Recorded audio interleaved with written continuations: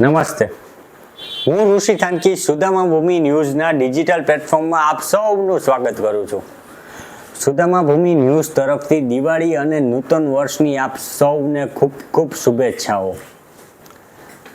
પોરબંદર જિલ્લા માટે ખરેખર એક ગૌરવની વાત એ છે કે પોરબંદરના ધારાસભ્ય અર્જુનભાઈ મોઢવાડિયા હાલ કેબિનેટ મંત્રી બની ચૂક્યા છે અને દિવાળી એક દિવસ પહેલાં જ ઉજવાય તેવો માહોલ બની ગયો હતો. પોરબંદર માટે ગૌરવની વાત છે. આપ સૌને દિવાળી અને નૂતન વર્ષની ખૂબ ખૂબ શુભેચ્છાઓ. દિવાળી માટે મહત્વની વાત છે ફટાકડા ફોડવા.